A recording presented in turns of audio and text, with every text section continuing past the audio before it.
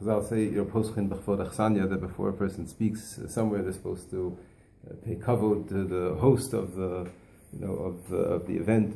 So in this situation, this is exactly 12 months since the last time that we were here in the Mendelson home.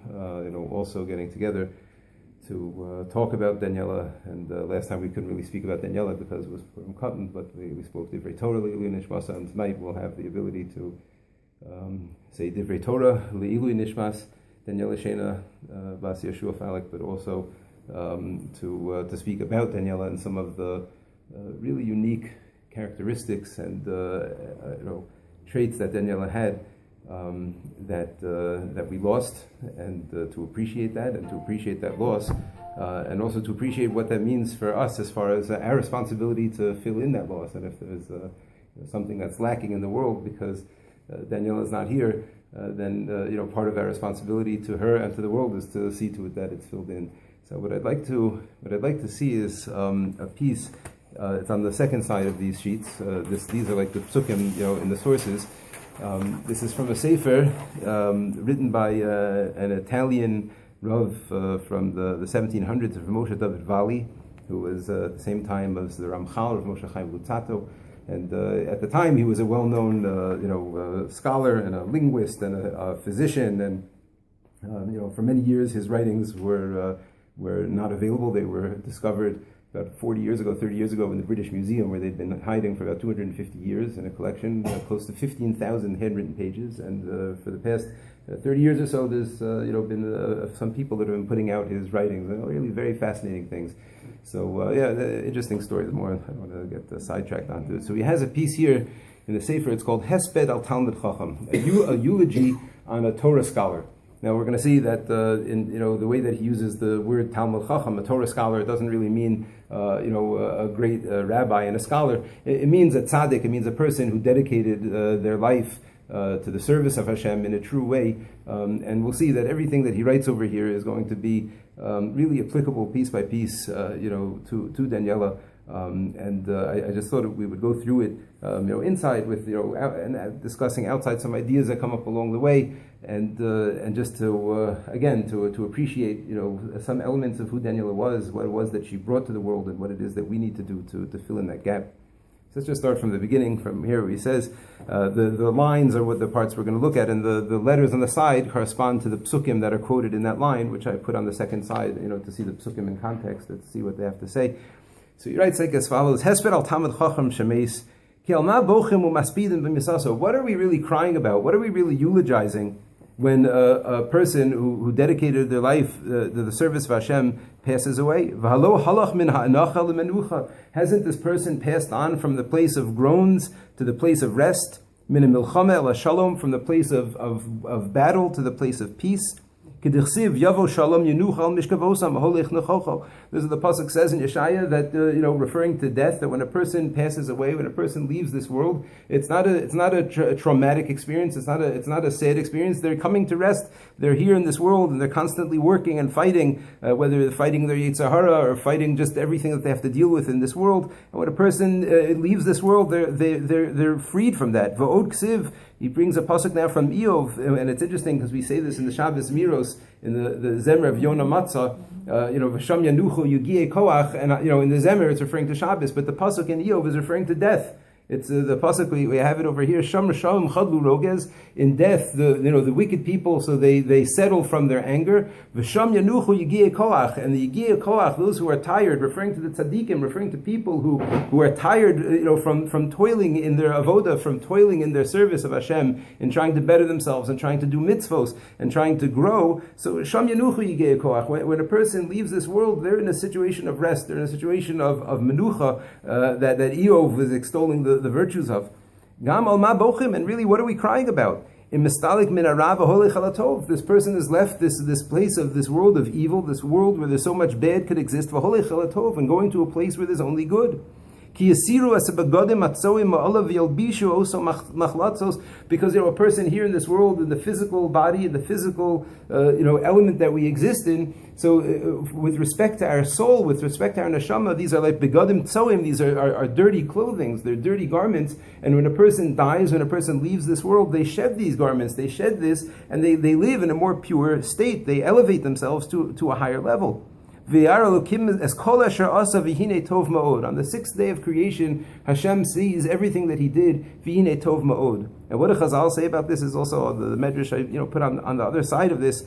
Tov maves. Let's just take a look at this. It's an amazing thing. If you look just on the other side of the page and letter Dalid, it's an amazing thing. It's that our perspective on what it means for the person who leaves this world. But Torasol shel Rabbi Meir matzo kasuv, in the Torahs of Rabbi Meir, they found it said, V'hine tov ma'od. What does it mean, Hine tov ma'od, when the pasuk refers to the how good the 6th day was?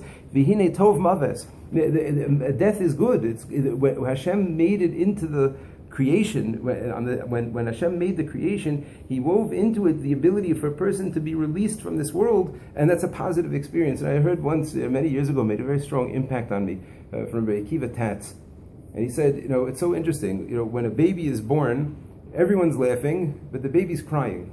Right? And when a person leaves this world, right, everyone's crying. And he said, but if we could see the person, we would see them laughing. We would see them enjoying it. Because, the neshama, the soul in a pure place, doesn't want to come down to this world. The baby comes into here kicking and screaming. Literally, it's crying, it's fighting, it doesn't want to be here. And everyone's so happy and so excited to see this, this new person in the world when he's being brought here or she's being brought here, against her will. But when a person leaves this world, so it's very painful for us, as he's going to discuss in a moment, but for the person themselves, they're leaving a place of difficulty and going to a place of peace.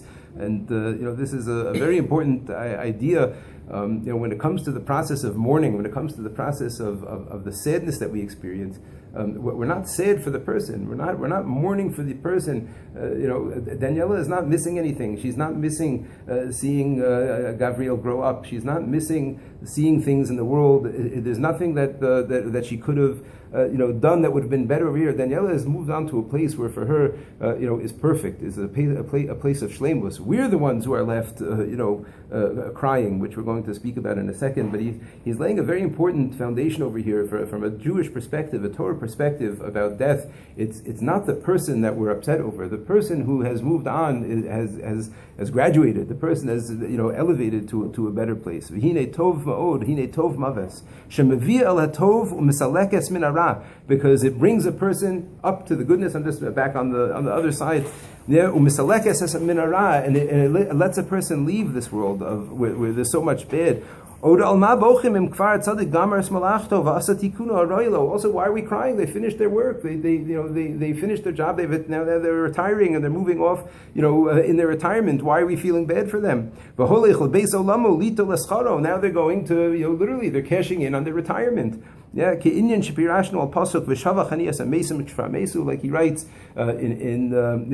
Mishlei, where the Koheles, where Shlomo Melech says that he praises the dead more than those who are alive, because the people who are dead, but they finished their work, they finished what they have to do over here. Where we're still here, stuck in this, having to continue to work and continue to fight. Yeah, because when a person moves on to that world, Hashem pays the person in kind. We should be celebrating, right? Why are we crying? It's like it's a promotion. We should be celebrating this promotion. Why do we cry? It's a day for partying for this tzaddik. Amru tzadiki tov pima aleim yochlu. Now it's a day of celebration, literally like a person going into retirement. When they make a retirement party for a person, he doesn't have to work anymore, doesn't have to struggle anymore, doesn't have to wake up early in the morning and clock in all of those hours, and now he gets to cash in on his 401k or whatever it is, and and live in retirement. So we should be celebrating. So why are we crying for the person? This is how he writes. It's a very interesting perspective. So let's see what he says. However, there's no suffix, there's no doubt, there's no question that we need to cry. Lo ala aveda, not for the one that's lost, ela al ha'ovdim, but for those who lost her, in her case. Ki b'misaso shel tzadik gimel avedos avada olam.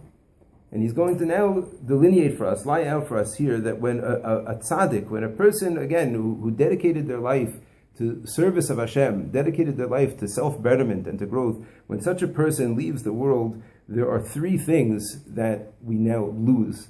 And this is the loss that we feel. This is the beyond the people that were close to Daniella and her family and her friends, beyond the people, so many people felt this loss. It reverberated in such a powerful way to so many people, and he's going to explain why. Why is it when a person leaves that there's such a loss? What are we losing when this happens? So he explains there's three concepts, three ideas, and we're just going to explain them, inside briefly and relate them to Daniella. And we'll see it really embodies a lot about who she was. Aveda Aleph, the first thing that we lose. Hayaner shahaya meir ala olam. There was a candle, there was a light, there was a candle that was lightening the world. Ki ner mitzvah v'torah or. He quotes the famous pasuk, ner mitzvah v'torah or. He's relating it, interestingly, he's relating it to the person who's doing the Torah and the mitzvos, a person who's engaged in mitzvos and a person who's engaged in Torah. So they're lighting that ner mitzvah, they're lighting that candle of the mitzvah, and they're producing the Torah or, they're producing a light in the world. V'hatzadik sheyesh lo Torah mitzvah, and a tzaddik, a person who dedicates their life to doing mitzvot, to serving others and serving God, and learning Torah and dedicating their life to yesh lo or v'ner, so they give off a light and they have a flame, they have a candle. Uvemisaso avid ladoro nero v'oro, and when that person dies, so their light and their candle are lost. Now it's just very interesting. He's writing this in a very shorthand way. But he's referring to two things here. There's a ner and an or. Ner mitzvah v'torah or. There's a light and a ner. And I was thinking, what's the difference between the ner itself and the light of the ner? Is the ner itself provides warmth also, right? If you're close enough that you can identify the ner, so you're receiving warmth from it, you can receive warmth as opposed to just the light from it, just light from it, ner mitzvah v'torah or. And a tzaddik represents these two things. I just thought it's like an amazing thing. How many people said, how warm Daniella was, how much warmth Daniella brought into a room, how much light she lit up a room when she came in. She would come over to everybody with a smile and introduce herself to people and make sure that people were comfortable, make sure that people, knew who she was and knew that they could speak to her, could ask her for things and could need things for her. And I feel, in addition to her example, to the way that she lived her life, literally in an exemplary way, in a self-consistent way, she was literally a light to people, a light in terms of showing people a way to be, and a ner of warmth, a person who literally radiated warmth to people, who literally had the ability to make people feel comfortable and make people feel welcome. This is something I feel ner mitzvah v'torah or applies to Daniella in a very powerful way. You'll be misaso avad ladoro ner v'oro, and we lose that. We lose that when Daniel, right? There's nobody now in the minyan unless somebody else is going to fill the shoes, right? Which you mentioned to me that you felt that way about this. If somebody else is not going to now go over and say hello to people in that show, so then it's mamish lost. It's lost. So it's our job here, all of us who recognize who Daniella was, or to what extent we can, and what she was, and to relate these things, to recognize in ourselves our responsibility to fill that gap and to fill the void that was lost when avad nero va'oro of this person. So skip down to the next line where it's where I put the line on the side. V'nosaf od sha'asalo ner b'fnei atzmo. Ki betchila haya nitzotz muvla ba'or ha'avuka va'achshav hu ner mamish lefnei ha'avuka v'nikr b'fnei atzmo v'zeu kvodo. So he's saying, it's another interesting idea. He's saying that, before a person comes down to this world, so their candle is, so to speak, part of a bigger torch. It's part of Hashem. It's part of caught up in the collective, the achdus of all the souls of Klal Yisrael, however you want to put it. But when the person comes down to this world, so they come down as a single candle. They're separated from that great source of light, and they come down here as one avuka, as one candle. But now that candle is recognizable on its own. When it was up there together with all that other light, so it didn't stand out on its own. It had no self to express. But when it comes down here, so a tzaddik is able to express, who they are. So he says a very interesting idea. He says, we have at night, in the daytime, we just have the sun. And we can't see anything else. But at nighttime, we have the moon, and then we also have the stars. So he says it's like a metaphor. He says that the levana, the moon, is like the Sheina, The kochavim hema tzadikim asher svivosea, and the tzadikim are like the stars, that each one has its own individual. In other words, during the daytime, that's a metaphor for the achdus of Klal Yisrael, that everybody is together. We're all, like in one. Or like before a person comes down to this world, we're all together with Hashem. And when a person comes down, that's like the metaphor of the nighttime, where there's Hashem is like the moon, but each tzaddik now represents his own star, his own atzmios, his own independence. And he says a very interesting thing. Yeah, and he quotes a pasuk now from Daniella, that tzaddikim are like stars. So I heard once another beautiful idea that I think also relates to Daniella in this respect. I heard this one from Rav Pam, Zechron Lebracha, who was the Rosh Hashiva of Torah V'das. And he said, what's the idea with a star? Why is the Torah, the pasuk relating tzaddikim to stars? So he says that the idea with a star, stars are either hundreds of light years away, thousands, some of them millions of light years away, which means that the light that we see from a star left that star a very, very, very long time ago. We don't see the light that's leaving the star now, right? Even our sun, the sun we're seeing 8 minutes later, right? The light that we see, it left the sun 8 minutes ago. The stars, it could be, hundreds of thousands of years ago that light left the star, and it only gets to us now. It only has an effect on us now. So he says, the sign of a tzaddik is when their effect continues after their death. When the sign of a tzaddik is a person whose effect is not just a flash in the pan. In their lifetime they affect people. They're very charismatic and they can affect. That's not necessarily a tzaddik. A tzaddik is like a star. A tzaddik is the type of a person whose effect is more subtle in their lifetime and more felt afterwards. And I think that certainly when it came to Daniella, there are. I just know for a fact that just from my own school that there are hundreds of people who know Daniella's name and who know who she is and who feel a chizuk from who she was and from the story of what happened to her and feel the sense of responsibility that's been conveyed to them, and that's just in my small circle of people and I'm sorry, a massive ripple effect, and that's exactly what Pam said. That's a sign of a tzaddik. It's like a star from this pasuk, that just like a star, the impact is much later, and it only continues as time goes on. So he said that's the sign of a tzaddik. And again, I just you see that with Daniella. Of course, she made an impact when she was alive. Anybody who crossed her path, she impacted, and she left an impression on people, and she left a very powerful impression on people. But that compounded exponentially. After her patira, after her passing, she had the ability to affect thousands and thousands of more people that would not have known who she was under other circumstances. And that's the sign of a tzaddik. The sign of a tzaddik, a person who leaves their mark on this world in a lasting way, even after they're here. So that's the first idea. Tzaddik avad lador avad. We lose in there. Let's just turn the page over, or it's on the other side of the page. I'm sorry, the second column. Aveda shenis she'avad ha'olam b'misaso shel tzaddik. The next thing that we lose. I didn't mean to turn it over. I meant the second column. The second thing that we lose when we lose a tzaddik, from our generation, ki avad echad miyasodei olam. We lose one of the pillars of the world. Ki tzaddik nikra yesod olam ve'esanim mostei aretz. He quotes the pasuk, ki tzaddik yesod olam. A tzaddik is the foundation of the world. A tzaddik is a pillar of the world. A person who is upholding the Torah, a person who is dedicating their life to bettering themselves, to being kind to other people, to developing a relationship with Hashem, to being careful in halacha, all of these things that Daniella dedicated her life for, that is a person who is a foundation of the world, the yesod of the world. So he explains how does this work. V'sod ha'inyan, what's the secret here? What's the idea of this? Ki kashem sha'adam hu olam katan ve'aloka shelo hu nishmaso. Just like you have in a person, right? A person, Chazal tell us, is an olam katan. A person is a microcosm of the world. Yeah? So just like in a person, you've got the external aspect of the person, the guf of the person, and you have the spiritual element, which is the neshama that infuses the person. Kacha olam hu adam gadol ve'elokim hu nishmaso. So too you have in the greater world. Right, the same idea on a larger scale. The whole world itself is the external of something, and there's an internal to that, which is Hashem. Hashem is infusing the whole world, the whole universe, with a sense of life, just like our soul infuses us with a sense of life.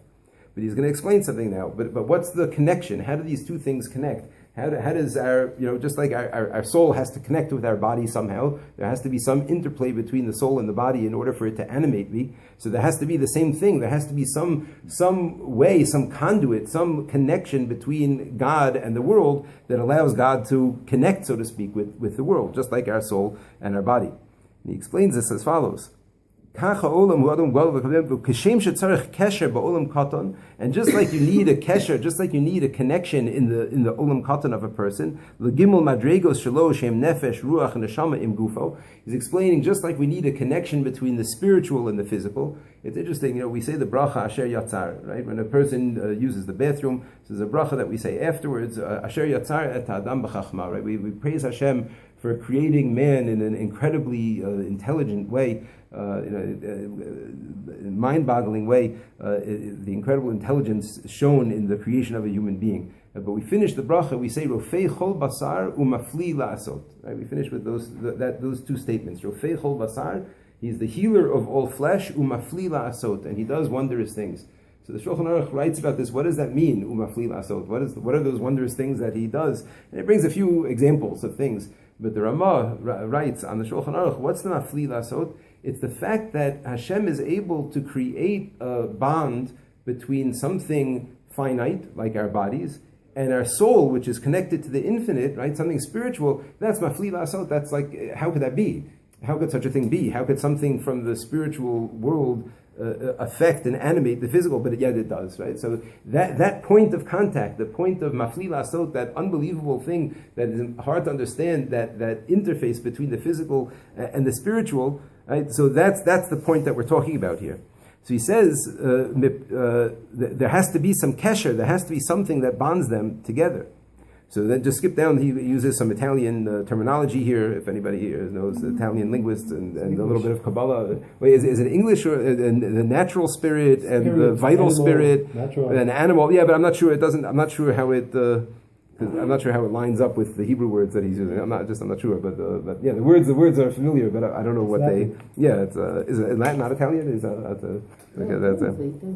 It's what? It's Italian. I mean, he lived in Padua. He was spirito vitale. The science of his time, isn't it? Yeah, these types of. Oh, I see what you're saying.